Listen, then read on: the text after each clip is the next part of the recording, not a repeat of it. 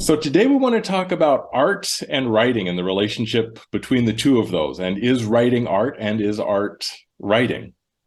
Which is a fascinating subject. I have a couple of thoughts about it. But I want to hear your thoughts first, and then I'll chime Oh, in I, here. I have a ton of thoughts, but actually, I want to start with you because of your Greek connection. Mhm. Because my understanding is that the word graphos was used in ancient Greece Mhm. to refer to both what we now call art and what we now call writing. Is that Right, true? right, writing and drawing, essentially.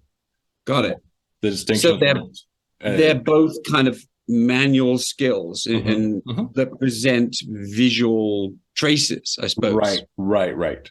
Exactly. Exactly. Same in Japanese, actually. To this day, the words for write and draw are identical in Japanese. Um, Very interesting. yeah.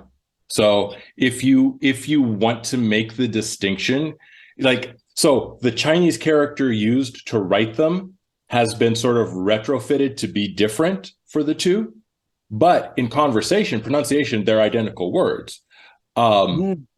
and so if you want to make the distinction, you usually have to say, like, if you want to say I'm drawing and not writing, you say I'm writing a picture to let somebody know that you're drawing. Fascinating. And in a culture where the brush was used and it still is used, Mhm. then it becomes even closer in terms of association and meaning. Absolutely. Absolutely. And I think, I mean, to me, I feel like, let's say it like this: no serious person could make the argument that pictures cannot be a form of writing. Of it, China, Egypt, like we have multiple examples of pictures being writing. And of course, pictures can be art as well. Every museum practically in the world proves that fact.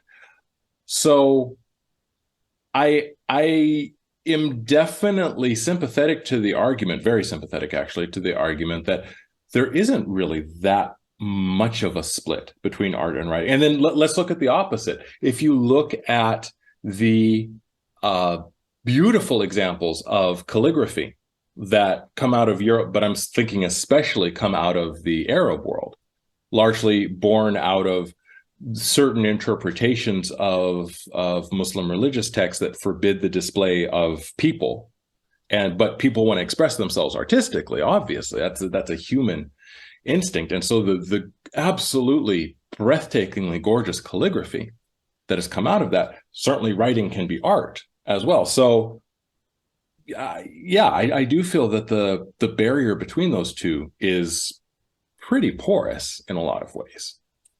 So let me give you a, a sort of a historical, sociological, economic thread that essentially takes that unity that existed in Greece, still exists in Japan, and created what you could call an artificial bifurcation or division between the two.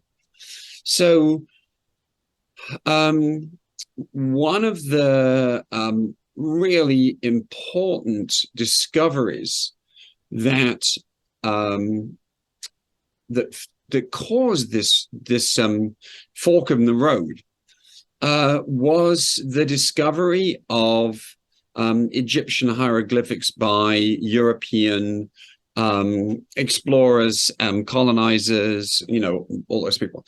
Mhm. And on the one hand, there's no doubt that what they were finding was the relics of a very advanced civilization. On the other hand, it was a very old civilization. And the way that the hieroglyphics were interpreted was that because they were graphic or pictorial, Mhm. they were therefore the sign of a primitive understanding of written communication. Mhm. And because the various Europeans who are involved, mostly English, French, and Germans, Mhm. their knowledge of the alphabet was pretty much the Latin alphabet. They would also study Greek and Hebrew. And so, in a sense, what they did was to create a narrative which said when people were in their infancy, they drew pictures. Look at our children. Our children draw pictures. It's a primitive, it's a simple, it's a juvenile form of communication. As people became smarter, and there are texts amongst the early anthropologists and linguists that say this in so many words. As they became more civilized, they developed something that was studied to become closer to writing. So it might be a syllabary. And according to this theory, they eventually evolved into the alphabet that is the glory of the world. So there are tons of problems with this theory. One is that, for example, if you had actually gone back in those days and seen the Chauvet cave, which is 30,000 years old, you'd have to say, there's nothing primitive about this. They can paint better than I can. So the notion that old is primitive is a false equation. And there's another thing I'm going to come back to with that. The second thing is that the development of the modern Latin alphabet that they were looking at and using, and was the alphabet of empire as they were expanding over the world. Obviously, you'd have to include the Spanish and the Portuguese there as well. It becomes a self-congratulatory way of saying we must be the best that can be, because we are the ones who are taking writing in the alphabet, not an alphabet, but the alphabet, to the unlettered people of the world, and we're improving them. They don't have the ability to raise themselves out of this state of ignorance. They need us to come in and teach them how to write. So there was, first of all, there was an equation of literacy with civilization. We know we need to make them literate to make them more civilized. Secondly, obviously, there was a very clear equation between the values of the conquerors or the conquistadors and the values of God and the values of writing.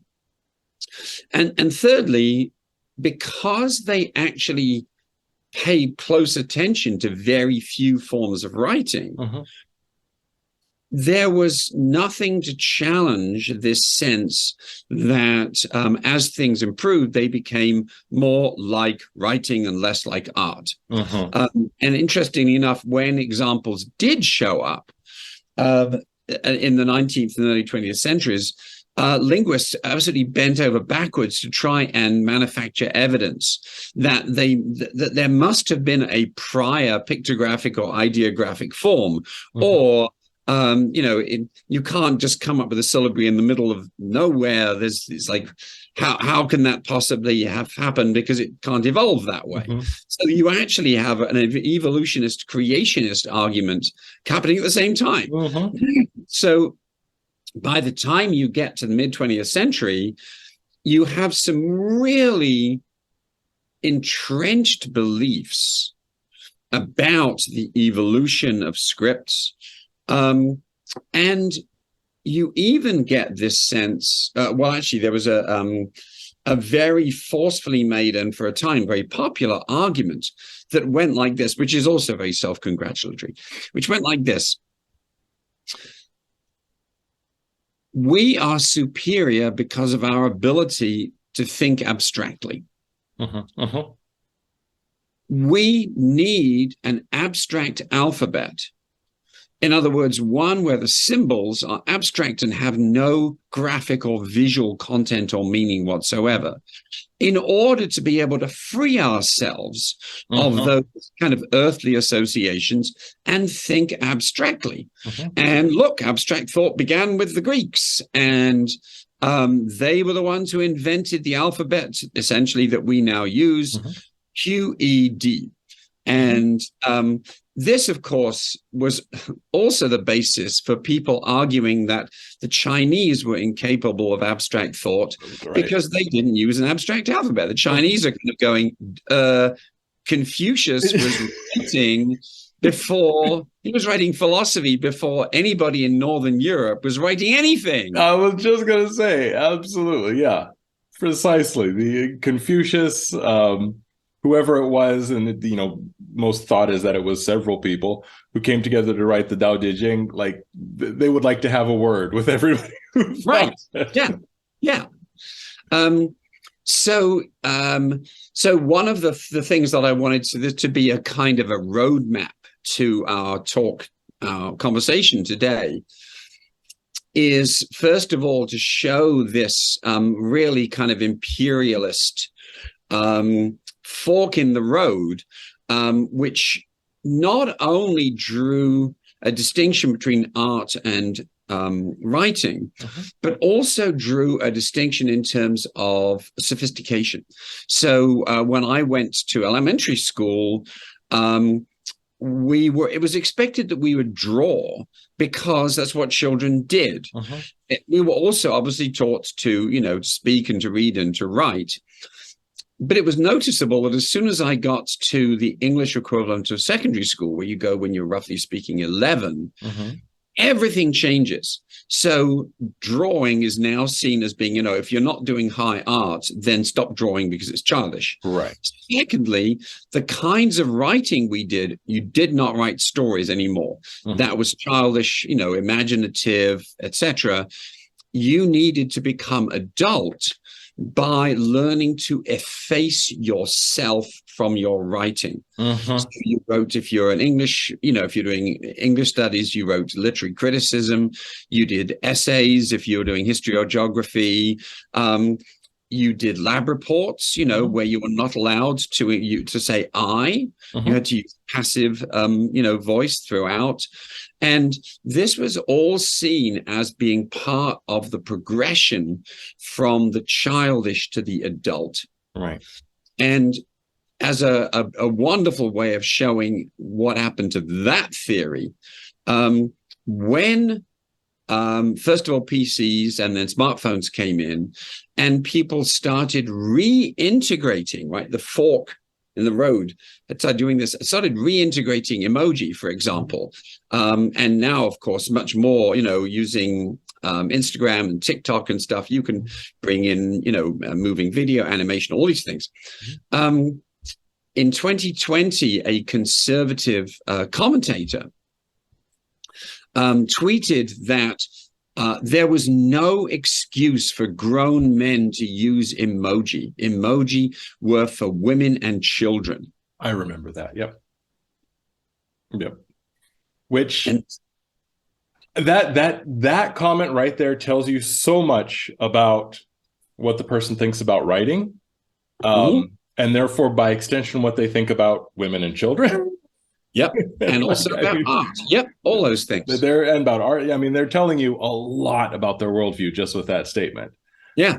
Yeah. So what I have here is a series of carvings that I've done that I'm going to do my best to hold up because I've chosen them because each one throws a kind of a different angle of light, a phrase that I'm using because the sun is now coming right through my curtains in my face, on this question of what else is writing beyond the definition that has been used by linguists for the whole 20th century, which is it is just a series of abstract symbols to represent the sounds of speech.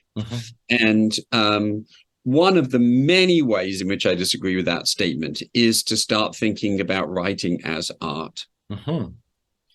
And so I'm actually going to shift my chair back so I can hold things up in front. So you were talking, I thought what you said about Arabic calligraphy was really, really interesting. And one of the ways in which writing clearly moves beyond this sort of functional symbolism for phonetics is in the area of reverence. And I've got a couple of carvings here that that represent that. So I'm going to sit back a little bit and hold this one up here. So this is one here, then it's in the sun. Look at that. So this is from the Siddham script, which is a syllabary that is used in Shingon Buddhism. And what you see, the upper character or glyph is a syllable. It's the syllable vam. And it's rising, as you can see, out of the lotus. And so these individual syllables are often given this kind of additional representation to show that they are sacred syllables. So these syllables are actually used, I'm getting right into the sunlight with it here, are actually used for meditation purposes. They're called seed syllables.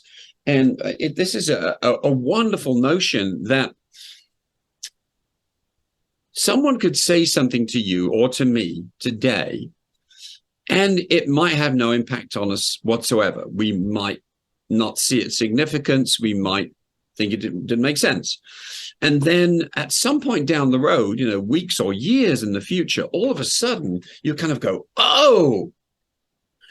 And in Buddhism, this is regarded as, a syllable being a seed which contains within it the entire flourishing of enlightenment. And so even though a syllable is just this single character, this very, very short sound, then the idea is that by meditating on it and sort of taking it in, it can lead to this extraordinary transformation. With time and concentration and internalization. Absolutely. And possibly your Buddhist master smacking you across the head, and all these various time-honored Buddhist techniques. So there you have the notion of writing as not only something which is part of a work of art, but writing which is a seed and has the capacity to grow into something utterly remarkable, which means that it's worthy of being part of a work of art. Absolutely. So this is actually a tabletop that I'm in the middle of making, and I'm hoping that that somebody is going to see it and buy it. I'm going to have to stand up and hold this one further back. So this is from Tibetan Buddhism. Well, that's beautiful as well. Yes. Now here we have something where we are really moving away from what you might call vernacular writing and into deliberate calligraphy of the kind that you were talking about. Right. So this is by a Buddhist master called Tashi Manox. Actually English, lives on the border of England and Wales, but he travels all over the world running calligraphy workshops. And one of the things that he does is to find ways to arrange the letters so that they have a sort of a graphic intent. So some of them, for example, are circular.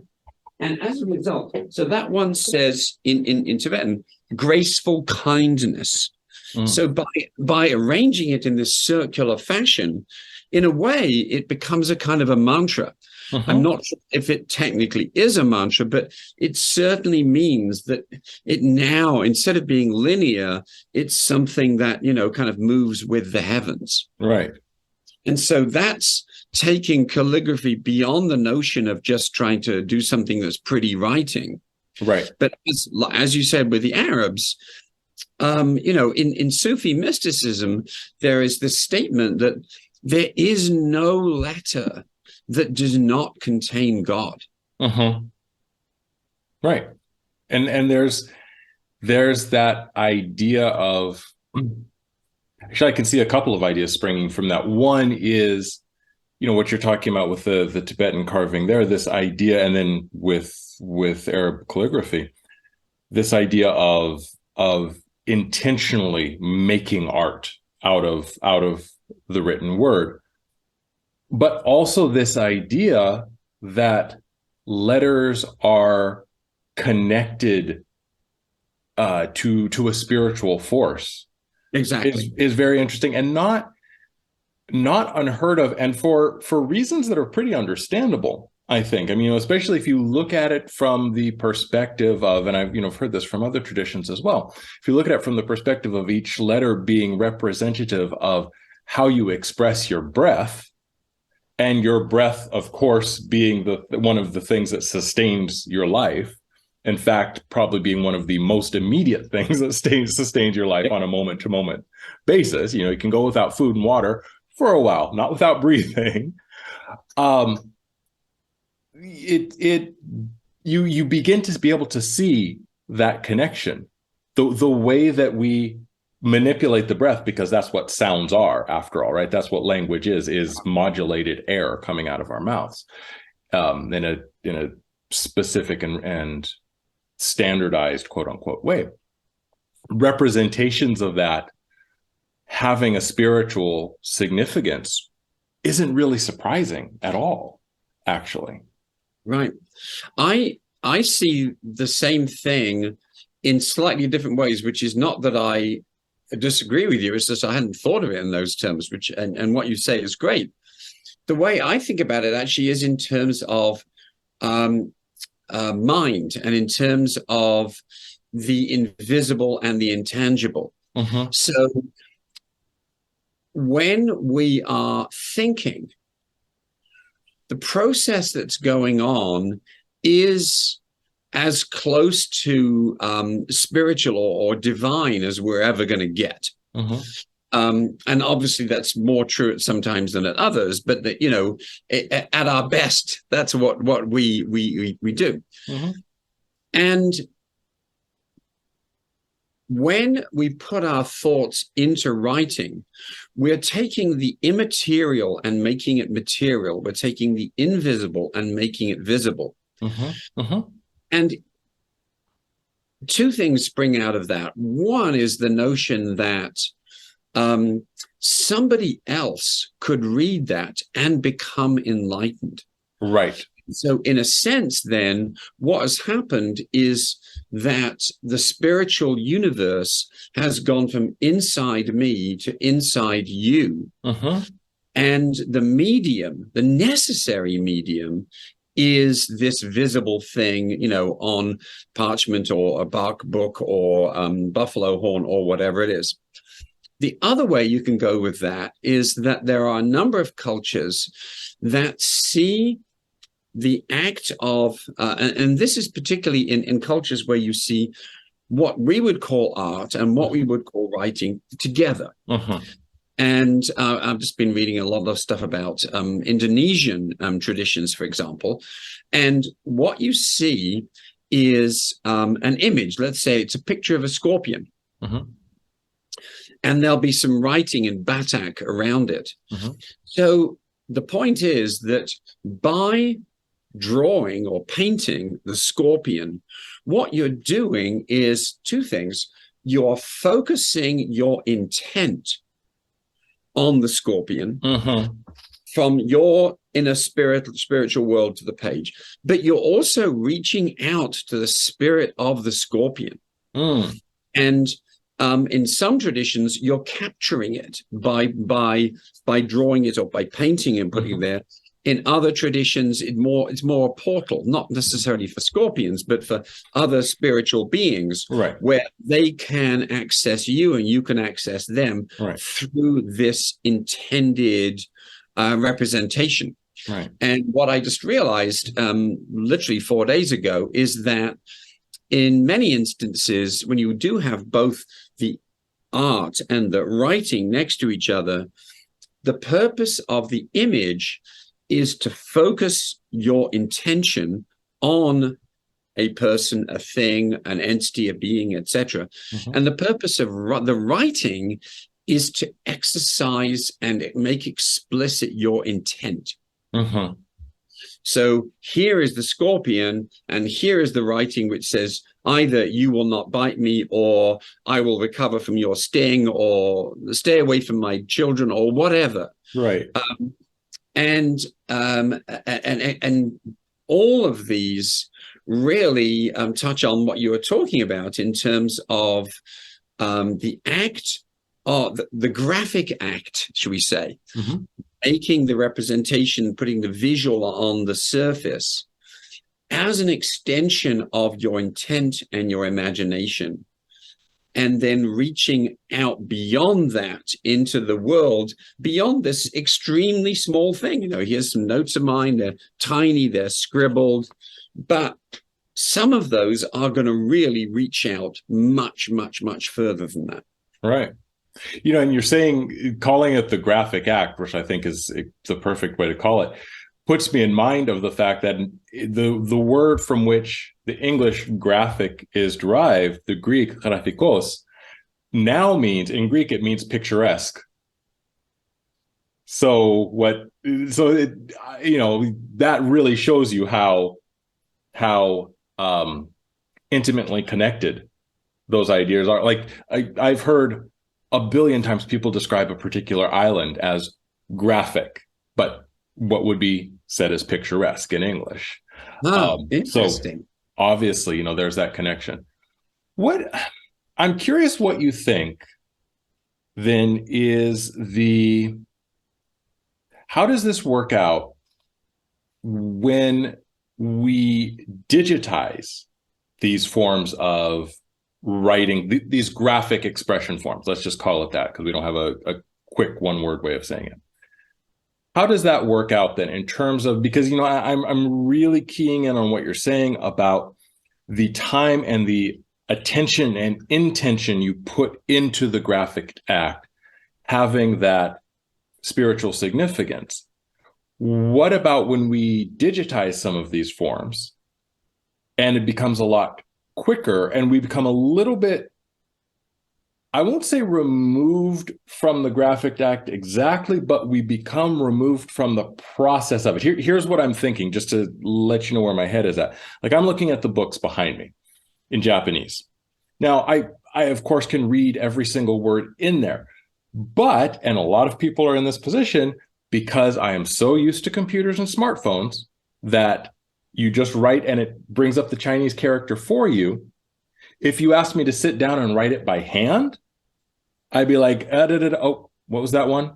Oh, that's right. And like, I'd be stopping probably every fifth character to be like, oh, how's that written again? Get the stroke order right and everything like that.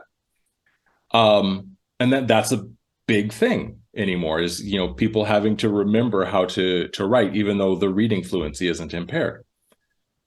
How does that interface with what you're saying? My feeling is that it doesn't keep it from being a form of artistic expression anymore, but does it make it less, I won't say less spiritual.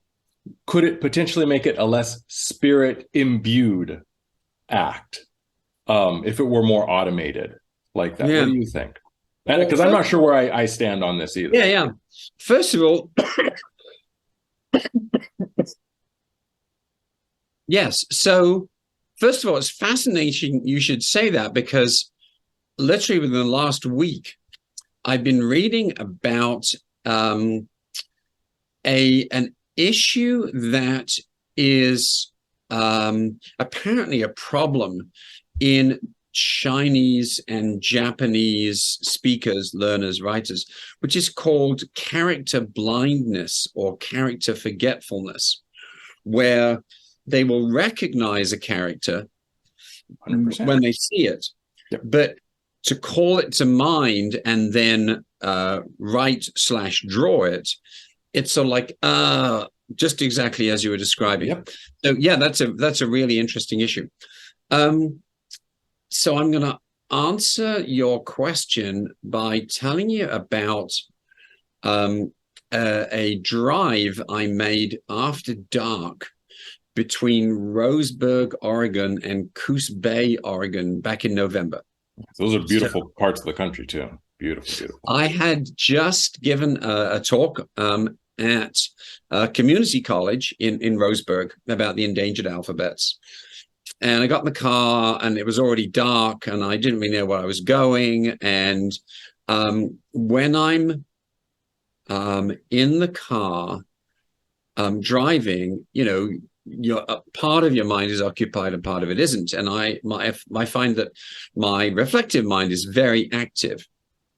And I started thinking about all the differences between writing on paper. Let's just say this pen, I want to say this piece of paper because it's pure white, clean, and carving in wood. So the analogy to what you're saying is that wood is to paper as paper is to digital in some respect. So I actually started doing that Wallace Stevens poem, 13 Ways of Looking at a Blackbird. I started doing 13 ways of looking at, you know, a piece of the act of carving in wood, you know. And I started thinking about all of the aspects of writing that we no longer use and we no longer even think of as being aspects of writing, even though out in the worlds of the endangered alphabets, they're still there. For example, one of the things that happens when you carve is you have to pay much more attention. It really demands that you exercise your mind and your whole of your body to make it do what you want it to do. And so in that sense, writing with a ballpoint pen on a piece of paper is easier. Writing on a computer is easier still. And the fact is that when you write with that much attention, what you produce is more likely to be art. Or to go back the other way, when you look at art, you can tell how much effort and attention and skill and grace and devotion goes into it.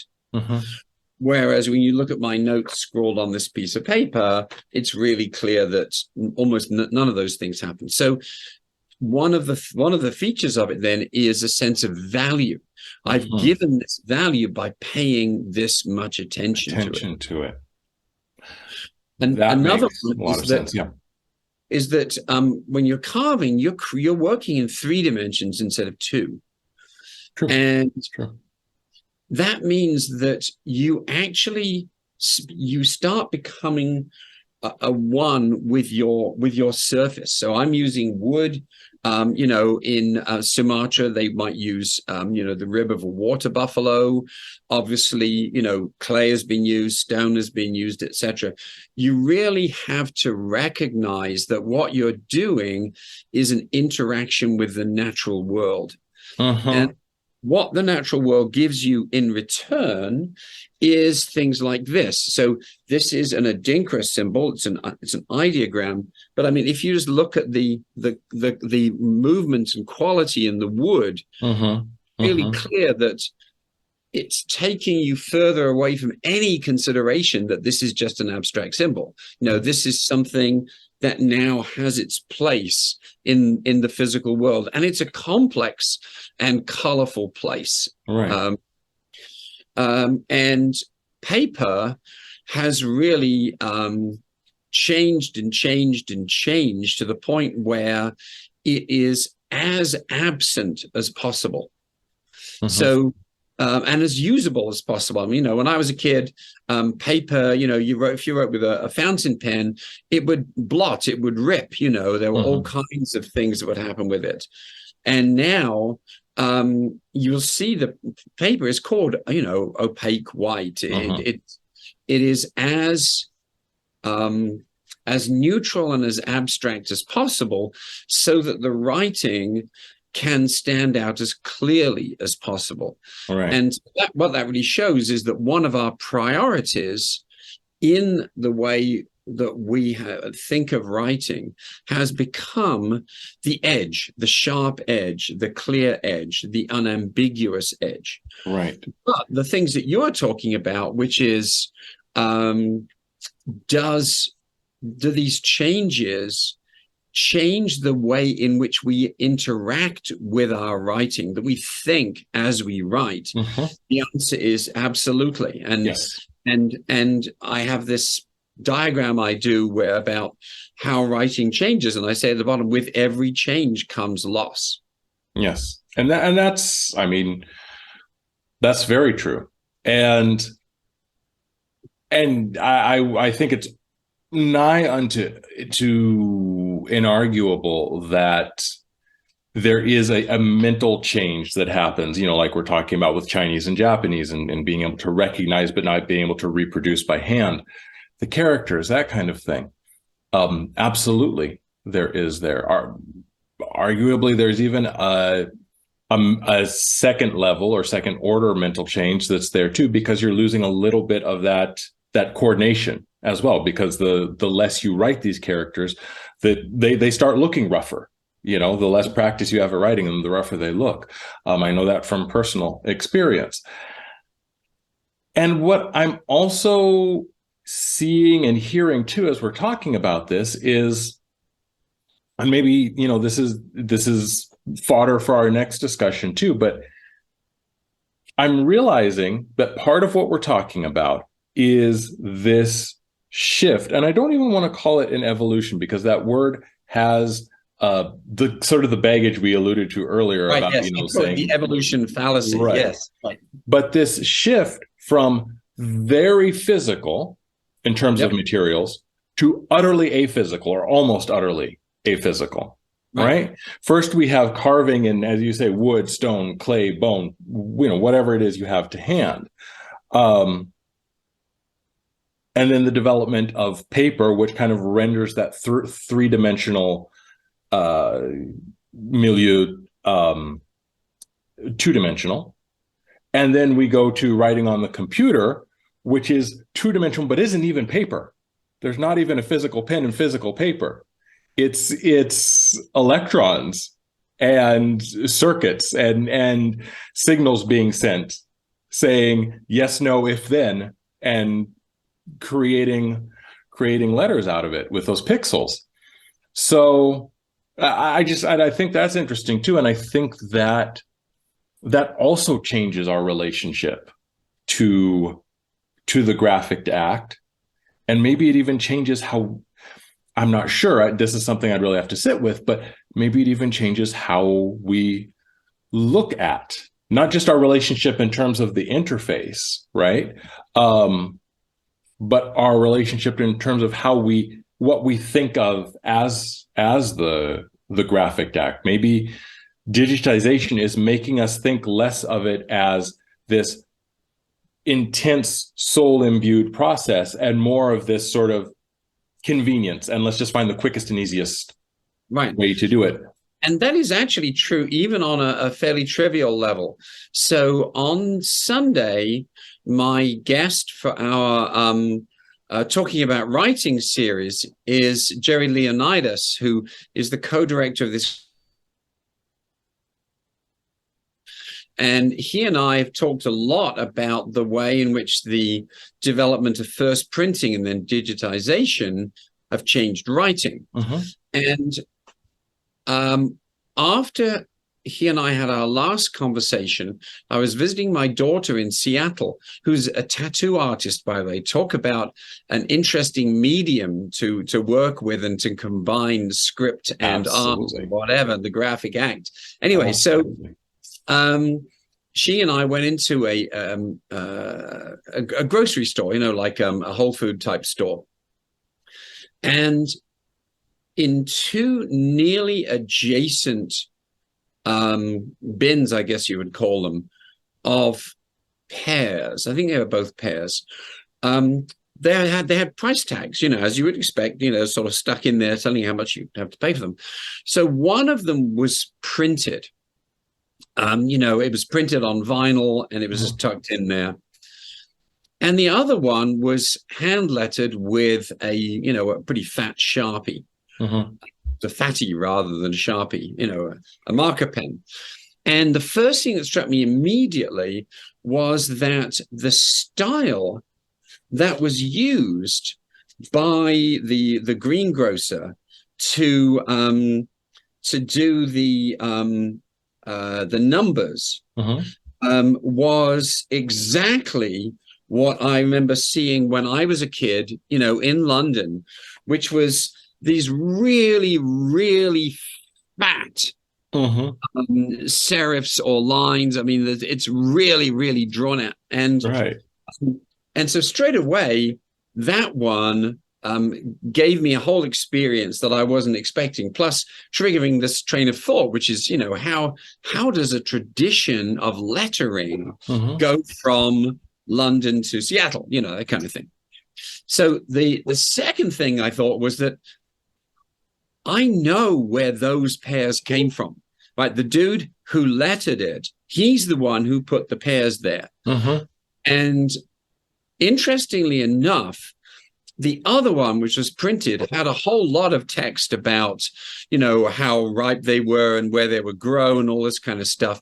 But it was all printed. And it was as if they had to say all of those things to try and reach out and get us to buy them, because the kind of personal graphic quality of the other one was much more appealing. And it only had words, it was like that was really like the definition of writing, which is the definition, which is these are just words, that these are the sounds of words, you now know what it's saying. It doesn't mean trust them. It doesn't mean that you necessarily feel any warmer or closer to the pairs or the pair growers than you did beforehand. Right.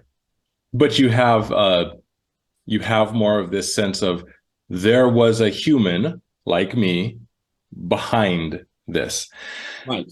You're saying this puts me in mind of something else, which is that, and this is fodder for several other conversations, but now I'm thinking about GPT, right? Yep. And AI and how big a splash it's making right now. And somebody was saying, and I don't know that I agree with this or not. I'm utterly agnostic as to how this is going to play out.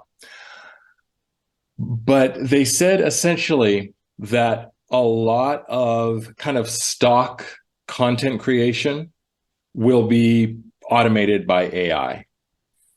And now I'm just going to put a little parenthetical note in there to say that they must be talking about English, because I tried it out in Greek and it came up with a couple of grammatical errors that a human would never, ever, ever make. Just like really basic subject verb agreement stuff. But anyway, that aside, but that there would always be a market for human writing, similar to how you can get a piece of, let's say, mass-produced furniture, or you can get a really nicely built, lovingly hand-carved chair or bench or something like that. And again, let's bracket aside the question of whether that is true or not, and just look at it like that for a second. And it sort of reminds me of that. In other words, you can, now it's already possible, it is our normal world to mass produce letters or pictograms or whatever, right? I have books written in 4 or 5 different scripts behind me, and they were all typeset. But we also value, just like you're saying, you valued that hand-numbered sign that told you there was a person behind it. There was something more to connect with. And so I feel like there's some points of contact there. Yes, and even if that person was a shyster, I could then go to that person and say, "You're a shyster," you know. Right. Exactly. It doesn't mean that you love the person that wrote it. It tells you nothing about any of their moral or ethical content or your compatibility or anything like that. Like you say, they could be a total crook, but there's a actual person you can interface with and tell them that. Yes. And That's really interesting.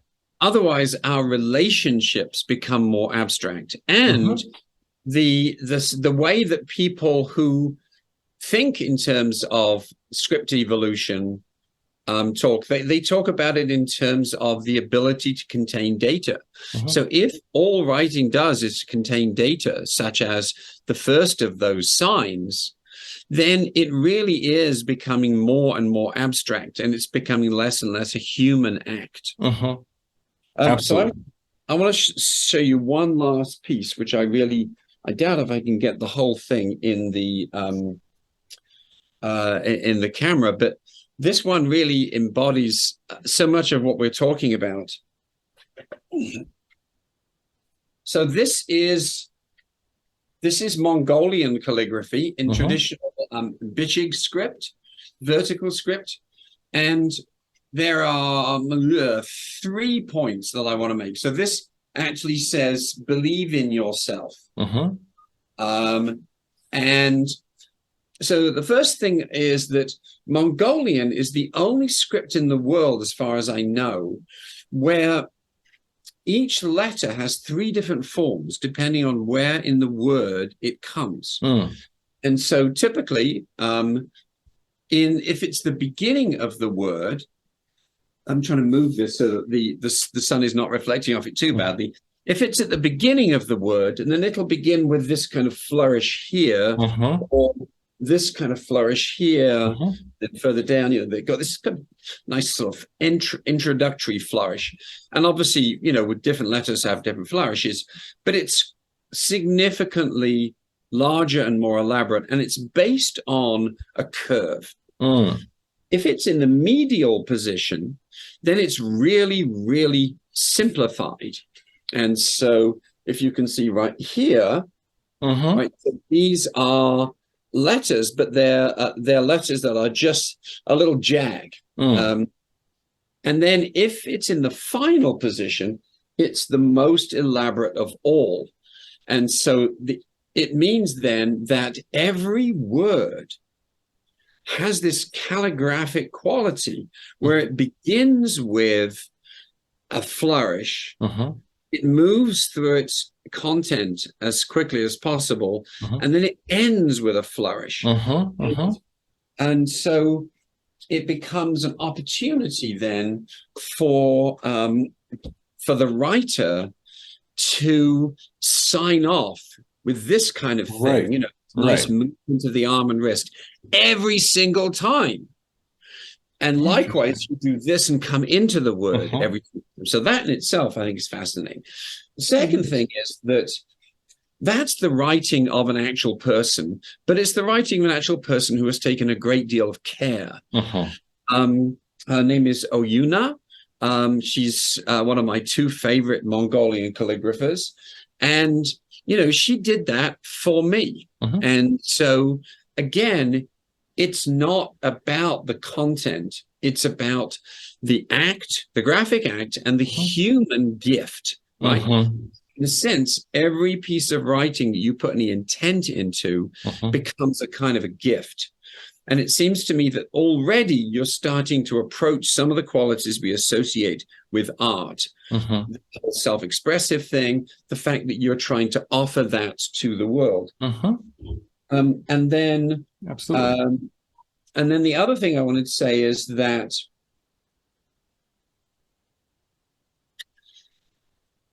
when I carved it, based on what she had done, with the brush, it really became so obvious that every letter was in some sense a combined expression of the Mongolian script and the forms of its various letters and the person making it. because I now know enough calligraphers to know they all have their own different styles. Right. And one of the things that we accept about handwriting, in fact, we celebrate it, is that everybody is different. And it's therefore an opportunity. It's, in a sense, an artistic opportunity to show who you are and to represent yourself to the world. Right. And so in that sense, when I was carving it, I felt as if I was starting to understand the movement, how she did it, all this kind of. And even the act of carving, where you as you carve, you lean, the whole body sort of goes into it. Right. Sort of thinking, this is such a human act.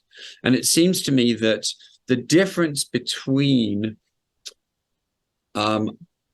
art and writing, especially when writing is digitized or is printed, is that that sense that it's a human act. It's something that draws on one person, that uses such skills as they have, and expresses something of themselves for somebody else. That's where writing really starts overlapping with art in all kinds of ways. That's very interesting. And I what you're saying about the intent behind it, the intent for it to be a gift, the reception of a gift, what you see when you behold it, and how that, it begins to, as you say, satisfy some of the requirements of, what we would define as art. That really makes a lot of sense to me. I know I remember I referred in one of our former discussions or previous discussions to this, but I have some notes that my late mother wrote me, and I have emails from her too. But the notes aren't, the content of the notes is not anything particularly noteworthy. It was, it was maybe, can you pick me up some olives at Trader Joe's or like that. But the fact that that she wrote it to me, and I have an example of her handwriting, unique in this world, that still survives, that makes it very meaningful to me. It's not about even what is written so much as the fact that she wrote it for me and it came from her hands as an expression of her, you know what I mean? So I really hear what you're saying there. And it's, to me, everything that we've talked about makes it, I want to say it makes it surprising to me that people would even consider that there is a hard barrier between what is writing and what is art. That at the very least, I would think it would just be sort of taken as a given that the barrier is extremely porous. But on the other hand, especially because it's my field, and I know how definitely, especially early Western, European and American linguistics was very steeped in a colonial tradition and in a colonial and imperialist mindset that relegated whole swaths of the world to primitiveness, basically, and primitiveness being judged by how distant their intellectual and artistic expressions were from what they were accustomed to. In that sense, it's not surprising, because we're still trying to break out of that. Because for all the progress that we may or may not have made, we still are, a lot of the thinking that we bring to it today is informed by that old thinking. And we're slowly unlearning it, I guess is how to say it. Thanks so much.